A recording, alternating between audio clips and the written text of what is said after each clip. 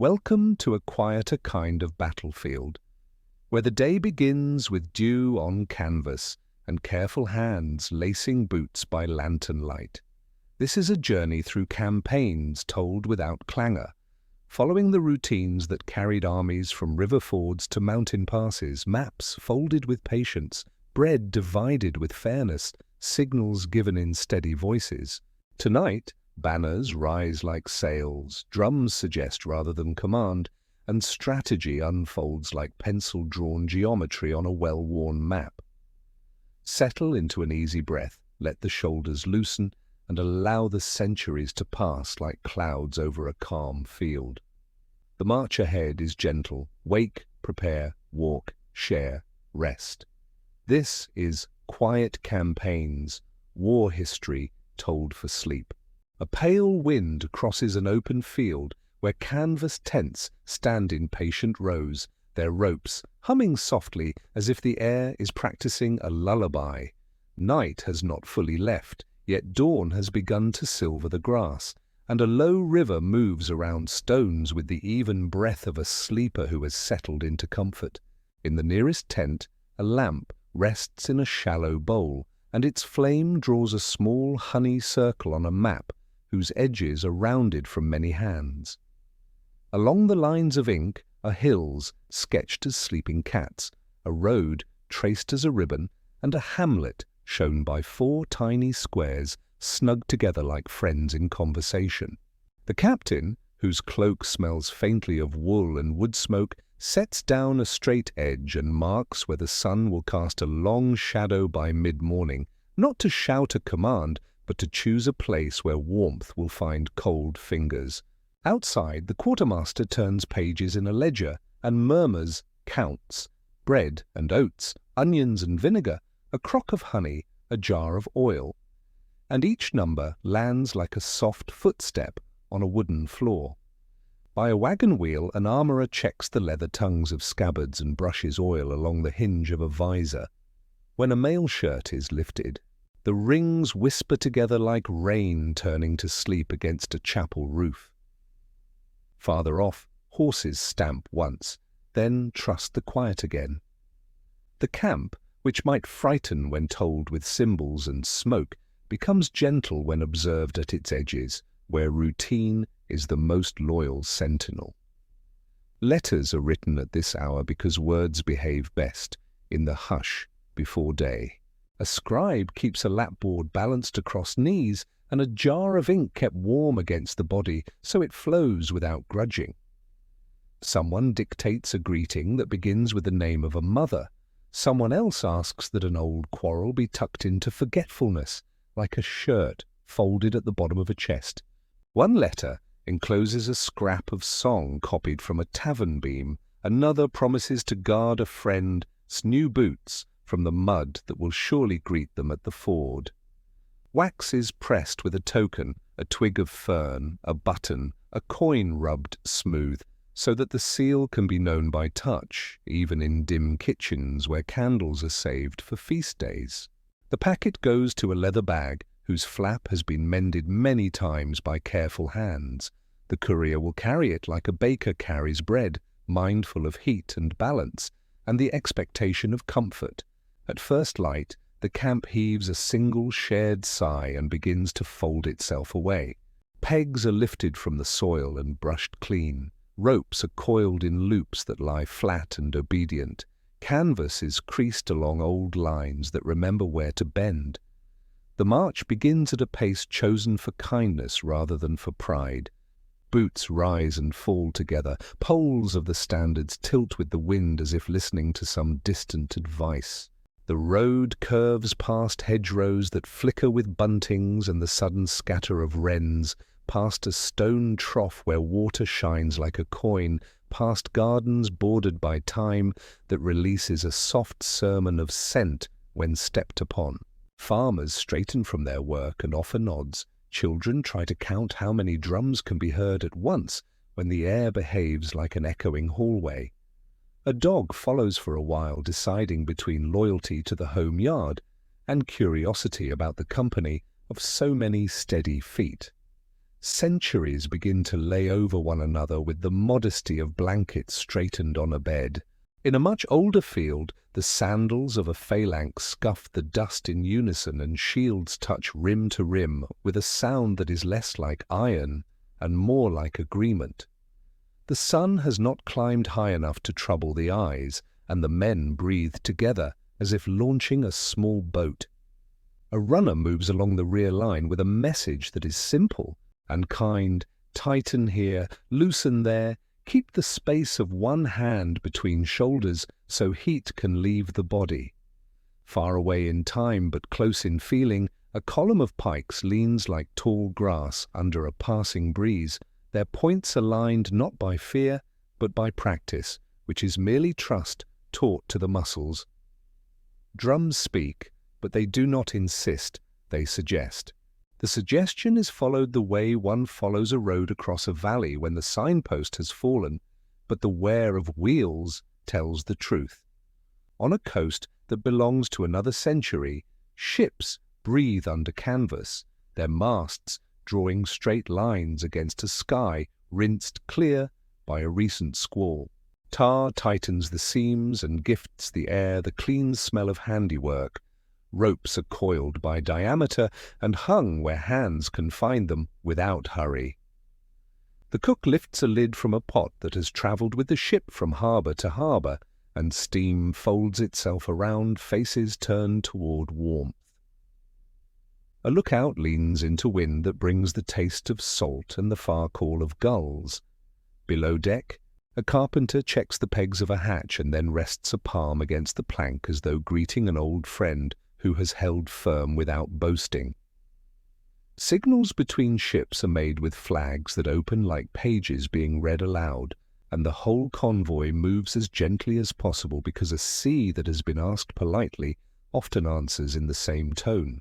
Strategy can sound like thunder when written in large letters, but in most tents it behaves like geometry done in pencil.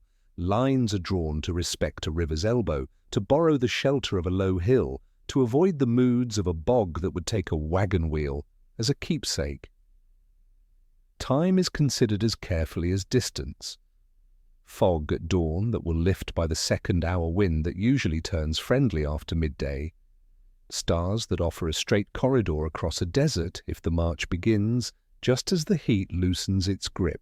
A commander asks for the location of wells, for the condition of the ford's far bank, for the reputation of the innkeeper, who will be asked to bake twice the usual number of loaves. Another commander counts the number of shoes in need of resealing and decides the route by the nearness of a cobbler who owes a favour and keeps good thread. Plans are not proclamations, they are promises made to a company of people who must arrive with their humour intact. The hour of engagement arrives not as a shout, but as the tidy closing of many small preparations. Standards are carried forward with the same care given to the lifting of a family portrait. A horn notes the time. A reserve is asked to remain under the shade of a hedge because waiting is as necessary as moving. Dust rises in patient curtains and makes the sunlight visible. Messengers ride with notes, penned so briefly that each one is a single breath. Hold, turn, step, return. Across the field, a drummer gives time to those who cannot see the command, and to those whose hearts are beating faster than comfort prefers. The air grows warm with breath and with the exertion of bodies held in discipline. The earth, which has heard so many stories of noise, chooses to cradle footsteps rather than to echo them. When noise begins to drain away, the work of mercy steps forward, as if it had been waiting just beyond the hinge of the moment. Water carriers move first, their buckets swinging in a rhythm that never splashes. Cup after cup finds a hand, and the hands are steadied by other hands. Surgeons, medics, and wise women lay out satchels that smell of vinegar and wine, of honey kept for salves, of flax, and linen rolled into bandages that unspool without snags. Splints are carved from saplings cut at dawn, the wood still tender and willing. Stitches are made with the calm of a seamstress, finishing a hem before a wedding. A chaplain walks not to convert, but to comfort. A storyteller follows with a pocketful of quiet tales to be told between sips of broth. Names are written carefully in a ledger that is the opposite of a drum. It makes no sound, yet it keeps the whole company together. Evening draws a truce across the land with the slow assurance of a curtain closing at the end of a play. Fires are built low, their coals shaped like little islands in a Red Sea. Pots settle onto stones and begin the day's last sermon about patience. Barley that thickens by listening to time. Onions that surrender sweetness when coaxed meat, that yields its stubbornness the way a fist opens to hold a child's hand. Songs start at one fire and are completed at another, the melody walking from mouth to mouth as if tasting the camp and approving. A sentry folds a blanket over knees and counts the stars, not because the number matters, but because counting itself is friendly. The captain visits the lines and says very little. The quartermaster tidies the ledger and rests the quill. Letters are stacked for the courier in the morning. Across another frontier and another age, the routine repeats with new costumes but the same gentle bones. Snow is banked neatly along a palisade during a winter siege, so wind will be persuaded to lift overhead rather than scratch at the base of the wall. In the desert, tents are tightened at their lowest edges with small sacks of sand. Water is shared by measured spoons so that each swallow feels like a gift and not a ration. In a mountain pass, bells on pack animals mark the trail. Clouds drift below like a sea that has forgotten how to move. The path is scraped wider with shovels so those who follow will not need to press too close to the cliff. In deep forest, scouts twist a blade of grass into a ring at the base of a tree to say, "This way," and the message lasts just long enough to be useful before the grass sighs and straightens.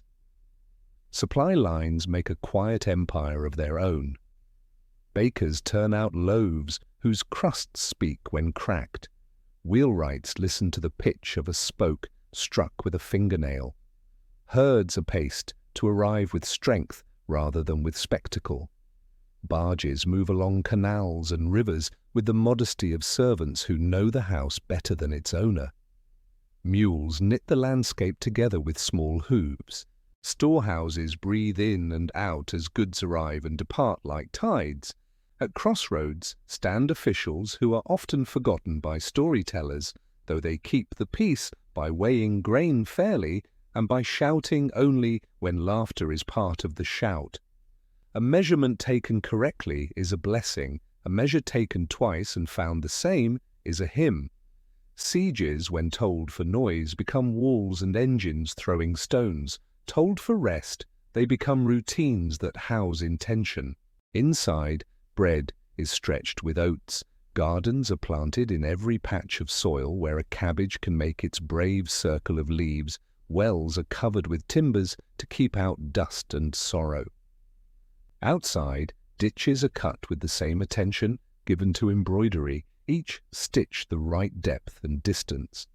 Gabions are stuffed with brush. Platforms are raised so messages can fly farther on the wind. Truces are called often so that the two worlds can trade bread for salt, medicine for news, jokes for silence. Winter presses in with dignity and leaves in mud. Spring appears with the color of new nettles. Both sides count time by the blooming of trees that do not care what names the maps prefer. Naval convoys, which are sieges turned inside out, keep their own hearth fire glowing in the lanterns hung at the stern. Night at sea is not an enemy, but a neighbor who knocks at the shared wall to ask for quiet. Watches are posted, sandglasses turned, logs written in a hand that never hurries, even during squalls, because the act of writing steadies the body. The helmsman keeps to a course that is a straight sentence across a page of moving ink. The navigator checks stars that have not missed a night of work since anyone can remember. At dawn, decks are scrubbed in a ritual that returns order to the house. At dusk, pipes are stowed, and the last coil of rope is laid in a circle that says, "Sleep well." Armies return home in the way a tide returns to coves, each inlet filled, each wharf touched, each boat nudged gently against its own familiar post. Roads that carried boots toward uncertainty now greet them with puddles holding clear skies, and hedges have grown a little wilder but still show where the lane runs. Entering a town, the company grows quieter, not louder, because the ears of home prefer small sounds. The blacksmith stands in the doorway to mark faces and think of which tools belong to which hands. The baker sets aside the loaves that always pleased a particular appetite. A teacher holds a slate and pretends to be surprised at the answer given by a child who has been practicing in secret. Flags are furled without ceremony. The drummer keeps the sticks at his side. The map is rolled with care and tied with a ribbon that was once used for a letter. In private rooms, a different campaign continues, and it is the clearest proof that war can be told in a whisper. Boots are set side by side, a cloak is aired and brushed, a few objects kept through the journey are placed where sunlight finds them easily. Stories are sized to the room, a worry reduced to a single sentence, a kindness given more pages than it asked for, and a mission left to live its quiet life behind the curtain where sleep keeps its pillows. The house learns again the weight of footsteps across familiar boards, the manner of a latch lifted in the night, the shape of a face in the blue window light just before dawn. Walls that once listened to the creak of the wind now listen to a breathing that prefers to be unremarked upon. The history of campaigns, when gathered like this, folds into a single long evening that keeps adding chairs to the table. Ancient ranks and modern columns share bread with sailors who have spent more nights under constellations than under roofs. Engineers who measured earth with strings and stakes sit beside nurses who measured fever with the back of a hand. They exchange recipes for barley broth, gossip about boots and buttons, and the hard-earned knowledge that the quickest path is often the one chosen for its shade. They describe the relief felt when a bridge holds, when a letter arrives, when the last spark in the brazier goes out, because sleep has finally won the argument against worry. They do not speak of glory because glory is noisy and forgetful. Instead, they praise routine, which remembers every name and keeps a place for each. Night lies down across the land for its long watch, and the stars resume their patient labor of threading the sky with points of safe return. In camps and harbors and city rooms, lamps are pinched out and coals are spread with the back of a shovel until no ember risks mischief. A final circuit is made around the picket line, along the quay, past the gate, through the corridor where shoes wait. The world, which has practiced conflict for so many centuries, demonstrates once again its finer skill, the ability to rest. The field releases the heat it held all day, the river lets go of its glitter and becomes a dark ribbon. Houses shrink to their quiet bones. Sleep gathers the loose threads and draws them through a single eye, closing the seam of the day with a line that holds and does not show. The road climbs toward a low ridge where time grows in pale cushions and bees work the tiny flowers as steadily as smiths at a bench, and along this ridge the column moves with a quiet that lets skylarks dare to sing overhead. Every 100 paces the guide marks a pause, so canteens can be checked, laces tightened, and glances traded that say without language that the day is long but not unfriendly. Far below, a river braids itself around islands bright with willow, and barges drift at the pace of a thoughtful conversation, carrying sacks of flour whose mouths are tied with blue thread, so the miller A.S. mark will be known when the quartermaster opens the stores. Bridges appear and vanish behind groves of poplar, each one repaired by hands that chose usefulness over display, planks trued to meet without complaint under cartwheel or hoof. The standard at the head of the column lifts once when the wind changes, and then settles, finding the same easy alignment that a bird finds when it folds its wings and rides a pocket of air. The drummer lowers the sticks and lets the feet set their own meter along the smoother ground, for nothing is gained by insistence where habit is competent. A shepherd guides a flock to the far verge and tips his cap. The woolly tide passes with a smell of lanolin and meadow, and the soldiers grin because it is hard not to grin when a lamb misjudges a ditch and then recovers dignity by nibbling something very important that only the lamb understands. At midday, an orchard offers shade worth more than coin, and the cook fires are kindled with the care of novices lighting candles. Kettles hang from tripods, onions surrender their first sigh, and oats slip into water with a modesty that promises patience. Bread appears from the wagons, its crust checked with soft knuckles the way bakers have checked crusts since ovens learned heat, and salt is pinched between clean fingers, never poured, because pinch by pinch recalls the years when salt travelled as far as armies did, and often in more danger. A jug of vinegar stands beside a jug of oil as if waiting for a marriage, and both are invited to the pot where they settle a quarrel between sweetness and richness. A bay leaf floats like a poem that requires no punctuation. On the slope, saddles are eased without being removed so the horses will not feel abandoned. Girths are lifted a finger's width water given in sips rather than gulps. Noses stroked where the hair swirls clockwise and then counter the way rivers sometimes do when they forget. The sea is a promise and not a threat. The map, rolled tide and kept in a case that remembers rain, comes out again beneath the orchard's edge, and the captain traces the afternoon with a twig dipped in the shadow of a leaf. This fork, not that. This lane because the hedges there hold blackberries that ripen 2 weeks earlier than their cousins in the open.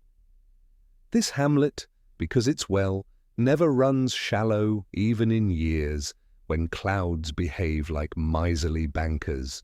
A junior officer notes the decisions in a hand that wastes no ink, and leaves generous margins for the corrections that life will ask for later.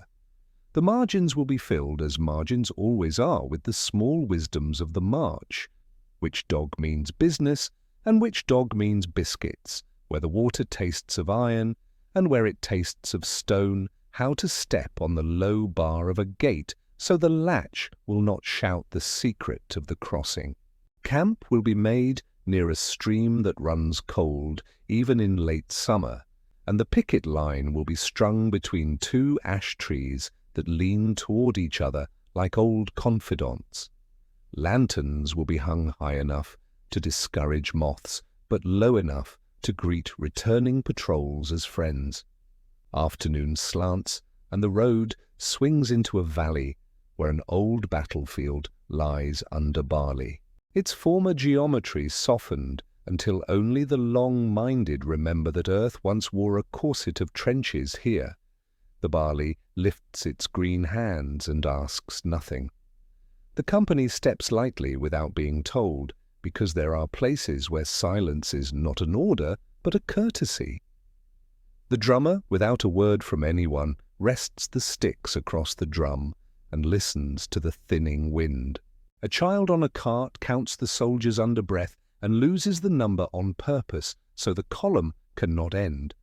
The child Wes mother smiles and tucks a strand of hair behind an ear with the same gesture used by queens and milkers, a logic of hands that knows there is one face to clear, and it is always beloved. Far to the west, thunder promises rain that will arrive after tents are raised, for the day has decided to be kind and will keep its decision. Evening finds the chosen meadow unoccupied except for swallows making wild punctuation over the stream, and the company unrolls itself into temporary order with the grace of a practiced sentence. Fires are kindled in shallow scoops, so the turf can be restored tomorrow as if no fire had ever thought of warmth there. The smith attends to a loose shoe by the light of a lamp hooded in tin, tapping nails that have the courtesy to go straight.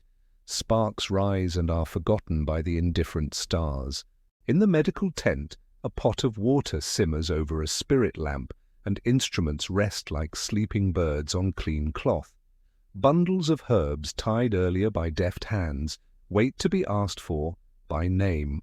Yarrow for persuasion, plantain for apology, willow for an argument with pain that will be won with patience rather than force. The storyteller, who claims no rank higher than witness, arranges a circle of stones and then, when people have gathered with bowls and spoons, tells a tale about a bridge built from the inside out so that no scaffolding cluttered the river. Whether the tale is true becomes unimportant the moment it begins to be useful. Night deepens and brings with it a truce wider than treaties, for treaties are signed by a few, while truce is signed by the grass, the moths, the very damp of the ground. Sentries take their posts and discover, as sentries always do, that watching is a kind of prayer even for those who choose no chapel. A fox crosses the meadow on some red business of its own and declines to share details. In the distance, a monastery bell marks the hour with a voice that has practiced for centuries. The sound arrives rolled thin by distance and then gathers itself at the ear like cloth refolded with care. Letters are written again, some to the same homes, some to different ones that are called homes because a name inside them continues to be said. The scribe yawns, apologizes to the ink, and keeps going until the packet is heavy enough to feel like bread. Elsewhere in time, a winter camp raises streets from snow, tamping paths with pine boughs until boots can pass without sinking to the ankle. Cooking pits are dug below the wind, tension and roofed with brush so the smoke will wander instead of tattling secrets to the sky. Men learn the sound of wood when it is about to protest, and fires are built to warm stones that then warm hands, which in turn warm spirits. The quartermaster measures rations by the rule that the coldest man eats first, because the coldest man will share the most heat once restored. This arithmetic, unprinted in any manual, keeps more people well than any command written in brass. Every morning ice is red like scripture, thin here, thick, there a crack that snakes toward the reed bed and must be spoken of to the patrol that will cross at dusk. Such readings earn no medals, yet they are what medals wish to mean. In a far summer, ships wait at anchor, where a broad estuary breathes with the tide, and the convoy-esque shepherding vessel flies a lantern at the masthead that turns water into a book of trembling gold pages. Boats shuttle between hulls like bees among hives, carrying messages that are half instruction and half comfort. A carpenter S-plane whispers along a plank while voices above debate whether the wind will back toward the west before midnight. The cook invents a pudding of hardtack, softened in sweetened tea, and thereby wins the next 3 arguments about whether pepper keeps off scurvy. No one believes the claim, yet pepper continues to be shaken and scurvy thinks twice before making trouble. When the tide turns, anchors are raised without clatter, and the ships gather themselves into an arrow that points toward open sea with the courtesy of asking the river's permission before borrowing its mouth. A siege grows around a stubborn hilltop like ivy that has chosen a very particular wall. From a distance, the lines seem severe, but inside them, people learn to live with a patience that merchants would envy. Markets set up between earthworks and bakehouses dig ovens into the safe side of slopes. Children count stones on the catapult frames and then fall asleep before the count finishes. Laundry lines string across alleys like flags that prefer the scent of soap to the scent of victory. Across the ditch, the town keeps its own markets, its own laundry lines, its own bedtime arithmetic, and the two worlds' enemies, by proclamation, and neighbours, by necessity, trade milk for salt at a gate where a pike is held, with the point down as a sign that this 5 minutes belongs to mercy. Spring writes green along the lower wall and, with a diplomat's restraint, declines to take sides.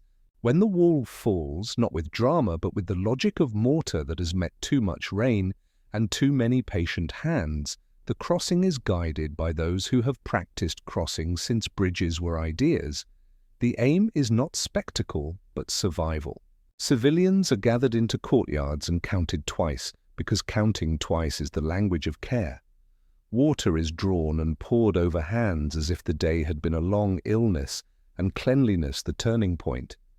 The ledger records not loot, but tools returned to their owners, a list of doors repaired, wells checked, animals fed. Somewhere a clock is found that still keeps good time, and its face is cleaned until the hour is uncontroversial. The garrison lays down arms by stacking them in bundles of 5, so the stacks can be lifted easily. Surrender is made practical, which is to say, bearable. Years pass like faithful servants who never ring for attention, and campaigns leave behind roads improved by traffic, bridges that forget who paid for them first, and fields that learn the names of new crops taught by wagons that needed feed in seasons unfamiliar to local grass. Veterans teach apprentices who will never march how to mend a strap so it will outlast a storm, how to set a tent so rain envies the dryness within, how to plan a day so that luck is invited rather than demanded. Children of those veterans grow into a peace that owes part of itself to drills that were never used, plans that remained pencil and never ink. They learn to look at hills as shelter first, and obstacles second, a habit inherited like eye colour or laughter.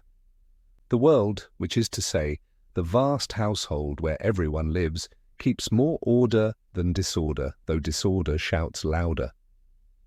This truth is not dramatic, but it is durable. Toward the end of this long road, a final camp is raised in a meadow that has hosted herds, fairs, plays, and the quiet grazing of geese, and it welcomes tents with the same plain hospitality. Lanterns are set in a gentle geometry, stakes tested, fires banked to the edge of orange. The captain walks the perimeter one last time and pauses at the place where the stream bends around a willow. The water carries the day away with a sound like pages turned slowly. Letters are opened, reread, and folded smaller, not because the words shrink, but because the distance does. Sleep arrives early, accompanied by the faithful drummer whose sticks now rest in a pocket, for rhythm belongs to the heart again and needs no assistance. In the morning, the meadow will remember only a faint sweetness where the hearths were, and the road will accept footsteps with the grace it extends to every traveller. Here and here and here, each step a promise to do no harm and to return what can be returned. If the journey is to continue, more pages wait, river crossings that teach patience, parley tables where silence does most of the talking, hospitals where recovery becomes a kind of craft, and the long domestic peace that follows when tools are hung in their proper places, and the map is placed on a shelf where it can nap under a film of gentle dust.